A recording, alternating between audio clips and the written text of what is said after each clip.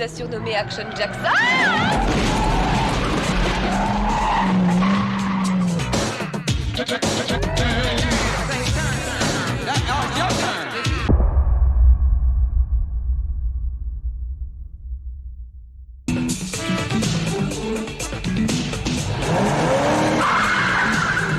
Après être mort sous les coups d'Ivan Drago dans Rocky IV, bien sûr, du Predator dans le film de John McTiernan, Carl Weathers, ce cher Apollo Creed, a enfin la possibilité de briller en tête d'affiche sur un film produit par le grand Joel Silver quand même, le gars derrière les armes fatales, les 48 heures, Commando, Predator 1 et 2, les Die Hard bien sûr 1 et 2, Roadhouse ou les Matrix. Pas un manche donc. Et que se passe-t-il ? Le gros beat qui plantera la carrière de Weathers. C'était du bon café. Et pourtant, les premiers jours de sortie commençaient bien, mais le film se planta malgré le fait que tous les ingrédients étaient là. Du simple flic au compositeur de la musique. Ça me touche beaucoup, Jackson. C'était pas évident de découvrir que l'assassin était le type qui est sorti de la maison un couteau à la main en criant « Je l'ai tué, je l'ai tué !» La Warner a espéré faire une nouvelle franchise façon L'Arme Fatale, bien sûr, elle y croyait en tout cas, et au final une simple mais bonne série B, avec des gueules comme on les aime, du burné, des jolies filles dénudées en plus, qui surfent aussi sur le flic de Beverly Hills avec par exemple son ouverture, son générique de début, avec sa chanson et ses images industrielles. Ça se passe à Détroit comme le film avec Eddie Murphy.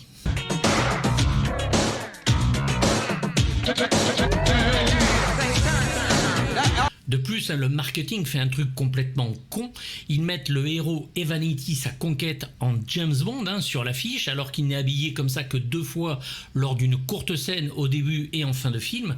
L'affiche ressemble en plus à celle de Dangereusement Vôtre avec Roger Moore et Grace Jones. Donc c'est un vrai bordel et ça ne correspond pas à ce qu'on va voir dans le film. T'as raison. C'est du béton vibré. Si ce n'est dans la grande scène finale, Jackson est seul en plus, ce n'est pas un buddy movie, mais la famille Warner, elle, est bien là, pour notre plus grand bonheur. Même si l'histoire et les dialogues sont quand même un cran en dessous de Dark Angel, c'est dire. Combien est-ce que tu pèses? 169 kilos. Et tu les portes bien? Ah bon? Marilyn Van Straker est au costume, connu pour ses tenues vestimentaires extravagantes et très 80s, comme dans le 48 heures donc de Walter Hill, la poursuite du diamant vert de Robert Zemeckis, Breakfast Club, une créature de rêve ou la folle journée de Ferris Bueller de John Hughes, Les Incorruptibles de Brian De Palma, Predator et Piège de cristal de McTiernan, Roadhouse de Roddy Harrington, Rocketeer de Joe Johnston, Ricochet de Russell Mulcahy ou 58 minutes pour vivre de Rennie Harlin et Predator 2 de Stephen Hawkins. Bref, elle a habillé du très très lourd la madame.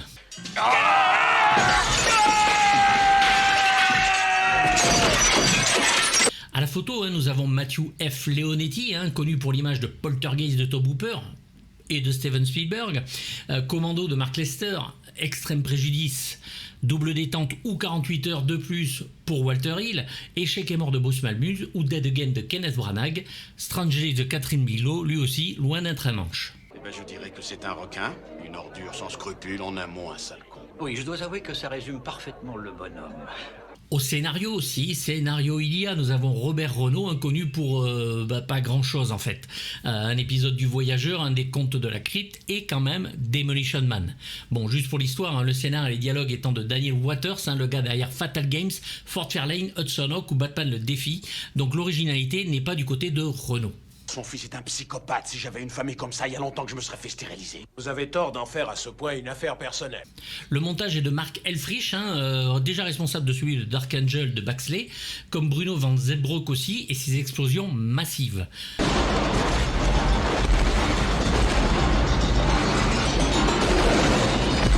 Bon, il y a moins d'explosions que dans Dark Angel, je vous l'accorde, mais il y a ce qu'il faut. Oh, tu as le cœur aussi gonflé que le reste, tous ces muscles. Je trouve pas ça très beau.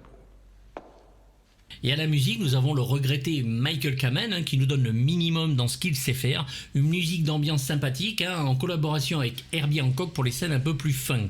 Qu'est-ce que tu attends de moi, Della Plane? 3 fois rien. Que tu crèves.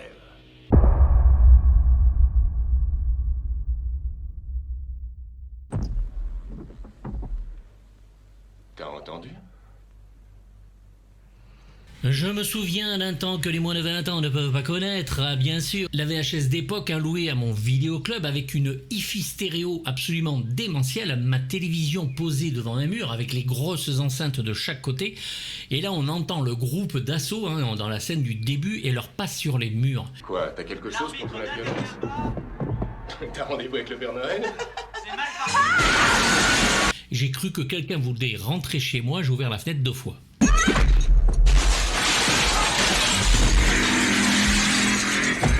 Comme dans Piège de cristal et Predator, les explosions et les bruits d'âme vont être poussés à fond dans les basses, ce qui réjouit les fans de son home cinéma de l'époque et fait trembler tous les murs.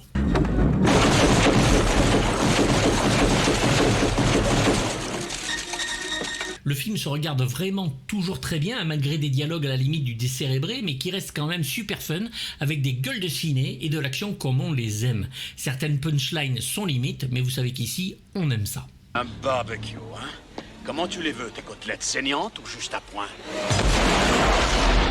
Le méchant est vraiment très méchant, le gentil est un bulldozer, aux remarques homophobes et insultantes à chaque fois. On est dans le bourrin, fin comme du poil d'âne, mais néanmoins reste une sorte de soupe de tout ce que l'on aime.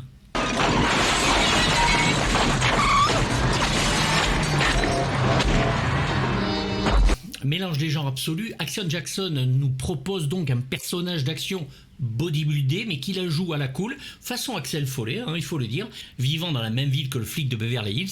Tu as dit quelque chose à Jackson? Il est venu me voir juste après que j'ai surpris cette conversation.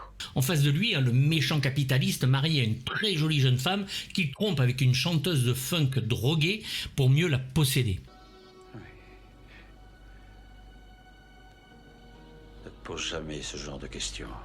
Des hommes de main ninja qui apparaissent et disparaissent en fonction du montage et uniquement grâce au montage, puisque ce qu'ils font est carrément impossible dans la vie.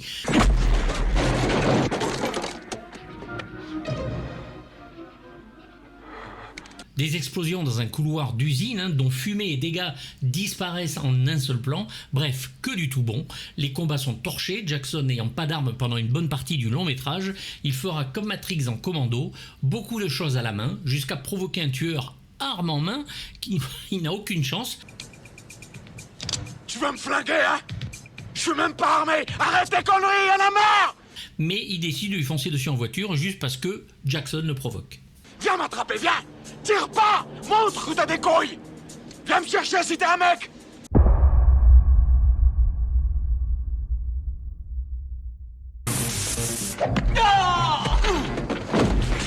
La chaîne! Ce sont en fait les personnages qui vont nous laisser regarder le film comme étant un grand film d'action, un casting de gueule et de stars en devenir. Chaud devant!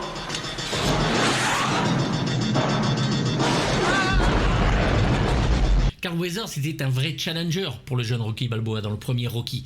C'est dès le deuxième et surtout le troisième et quatrième opus de la saga que Creed va descendre en enfer jusqu'à sa mort dans le 4. Et pourtant, Creed restait l'homme du premier combat, celui qui restera pour beaucoup l'âme du combat original.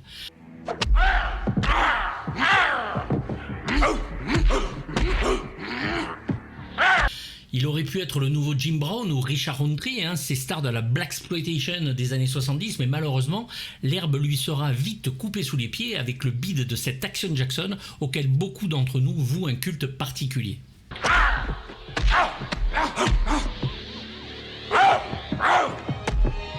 Weathers était un sportif professionnel et lors des pauses jouait la comédie au théâtre. Il choisira finalement de faire l'acteur pour notre plus grand bonheur. On dirait que ton client tombe encore dans les pommes. Qu'est-ce que tu lui as fait? T'as essayé de le blanchir? Non. Il y joue ici le sergent Jericho Action Jackson qui fait peur aux malfrats juste quand ils entendent son nom.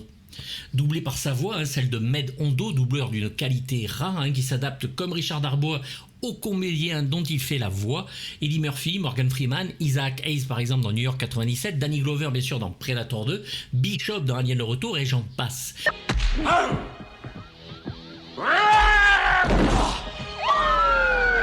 Carl Weathers va s'investir dans le film, trouvera lui-même le titre Action Jackson et influence certaines parties du scénario, le but étant de distraire les gens. Pari réussi. Il marche très bien. Greg T. Nelson donc va jouer Peter Delaplane, le grand méchant vicieux, habité complètement fou. C'est presque une caricature, mais qui donne le ton sombre et hargneux du film.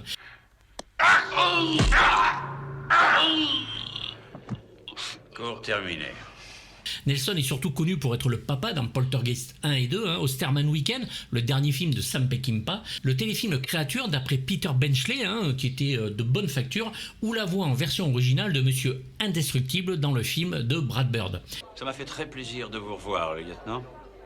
Ah, pardon, excusez-moi. Sergent. Il est doublé ici par le grand Michel Leroyer qui nous a quittés en février 2022, héros de série de ma jeunesse, comme Le Chevalier de Maison Rouge ou Corsaire et Flibustier, série de Claude Barmin. Tu sais bien que je ne mélange jamais les affaires et le plaisir. Laquelle est vouée plaisir, puisque l'autre est là pour affaire. Il doublera aussi Christopher Lee dans Le Seigneur des Anneaux de Peter Jackson en Saruman, Guiliano Guema dans 3 films ou Albert Finney dans Tom Jones. Oh non, je ne t'en veux pas du tout. Nelson est donc un magnat de l'industrie avide de pouvoir, il n'hésite jamais à faire souffrir les gens, il adore même ça, et son entraîneur de combat, sa femme, en paieront le prix fort.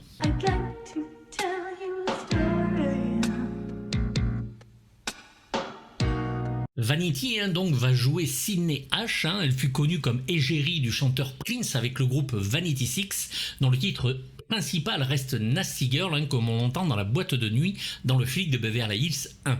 Écoutez-le délirer. Oui, oui, c'est ça.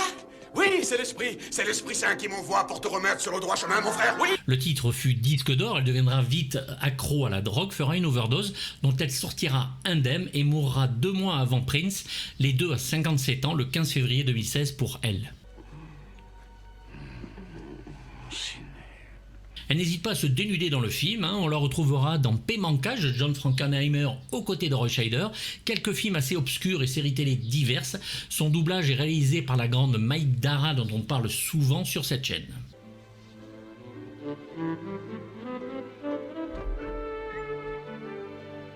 Sharon Stone, qui joue la femme de Greg T. Nelson dans le rôle de Patricia, elle aussi ayant droit à une scène de nu en sortant d'un sauna, on n'est pas contre. Sortant des Alan Quatermain et de Police Academy 4, avant d'enquiller Nico, Total Recall et Basic Instinct qui la consacrera, son rôle est ici intéressant en étant au milieu du méchant et du héros. Vous descendez en ville?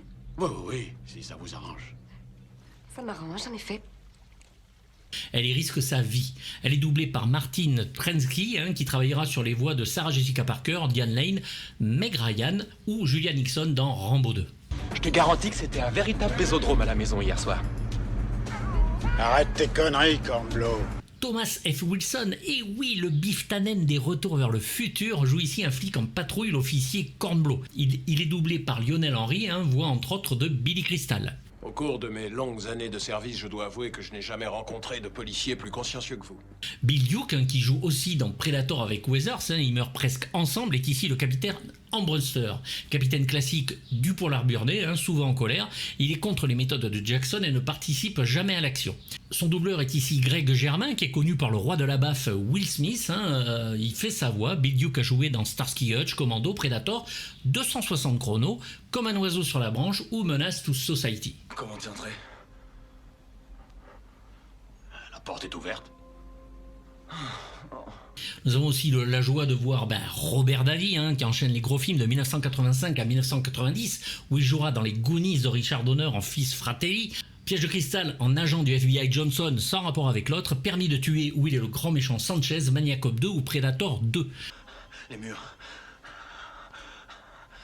ils ont des oreilles. Tu sais ça? De 1996 à 2000, il sera le deuxième rôle de la série Profiler et Colia dans Stargate Atlantis pendant 4 ans. Du calme, Tony. Amène-toi, je vais t'accompagner à l'hôpital. Non. Il est ici doublé par, étonnamment, Michel Vignet, qui va pas faire ni un héros ni un méchant. C'est la voix de Dalton à Roadhouse, Steven Seagal et j'en passe. Allons, dis-toi que si le capitaine était aussi mauvais que toi, j'aurais pris sa place depuis belle lurette. Jacques Thébault n'en a pas l'air comme ça, mais il a joué dans peu de films, mais nous les connaissons tous. Apocalypse Now de Coppola, L'évadé d'Alcatraz de Siegel, 1941 de Spielberg, Ça va cogner, 48 heures de Walter Hill, Sudden Impact de Eastwood, Oh les flingues, Hitcher et surtout bien sûr L'Arme fatale 1 où on se souvient de cette scène très drôle. Moi je suis un homme des années 80. Oui, comment ça? La nuit dernière, j'ai pleuré au pieu. Qui raconte qu'il est un homme des années 80 parce qu'il pleure au lit parce qu'il est seul. Doublé ici par la future voix d'Arnold Schwarzenegger, Daniel Beretta. Sûrement mes copains qui viennent me chercher. Allons, Lise. Marie-Hélène Trainor joue la secrétaire qui se fait dézinguer en début de film. Mariée 20 ans avec Robert Zemeckis, elle meurt d'un cancer à 62 ans. Laissez-moi vous rappeler que sa femme, qui l'adorait, a récemment été tuée dans un accident de voiture. On la connaît aussi surtout pour son rôle du psychiatre dans Les Armes fatales. C'est du délire. On se demande comment l'arbitre laisse continuer le combat. Ed Ross, qui va trouver lui aussi la mort en même temps que la secrétaire, dans le début du film, est connu pour avoir joué bien sûr dans Cotton Club de Coppola, L'Arme fatale, vous rappelez-vous, c'est Mendes qui fait un deal de drogue avec le colonel McAllister, Full Metal Jacket quand même de Kubrick, Eden, dont nous allons bientôt parler de Jack Shoulder, Double détente ou 48 heures de plus de Walter Hill. Action Jackson. Ça va être plus cool que je croyais. Et enfin, bien sûr, le Sonny Landham de 48 heures et de Predator joue ici un dealer malsain et complètement dingue. Je vais te sortir les tripes et je vais te les faire bouffer. Oh, c'est sympa ça. Et c'est toi qui fais le service? Après ce rôle, il va subir beaucoup de problèmes et finira amputé des 2 jambes en 2006 après un accident de la route et meurt en 2017. Je vais t'arracher tes putains de couilles et je vais t'en faire des boucles d'oreilles, enculé! C'est le jeune Mark Alfors qui le double, la voix future de Russell Crowe dans Gladiator, entre autres. Le film marque donc le retour à l'écran de Carl Weathers, Bill Duke et Sonny Landham de Predator. Ouais, d'accord. On a perdu. Vous aviez misé gros? Clovis, s'il te plaît, non. Oh, combien vous aviez misé? Allez, dites un peu. Dans un tout petit rôle, nous avons Devereaux White qui joue le rôle de Clovis, connu pour le rôle d'Argyle dans Piège de cristal. Vous savez, ce petit gars qui attend dans la limousine tout le film et qui écoute la musique avec son ours en peluche.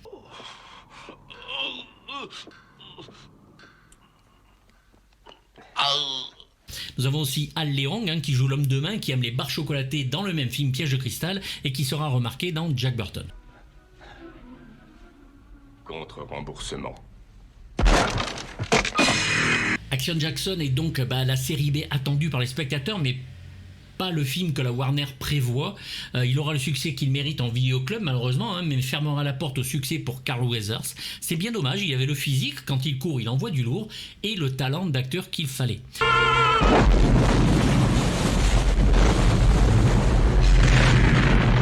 La carrière de Baxley ne s'en remettra pas d'ailleurs, je vais mettre au film un bon 3,5 sur 6, comme Dark Angel, pour le fun, pour la rigolade. Le film étonnamment se revoit plutôt bien, c'est déjà ça, c'est surtout ce que d'autres n'ont pas. Là, tu m'as vraiment mis en colère. Voilà, écoutez, j'espère que vous avez aimé ce film et que vous serez content de revoir quelques petits extraits. N'hésitez pas à le regarder si vous le trouvez, puisque il est assez difficile à trouver en vidéo, mais ça reste un très bon film d'action, bien burné comme on les aime. Je vous dis à très bientôt, n'hésitez pas à liker, déliker, me dire ce que vous en pensez dans les commentaires, vous savez que je réponds, et je vous dis à très bientôt pour du très lourd. Bye bye. Alors si tu veux de la dinde, faudra attendre Noël. Je peux y goûter tout de suite?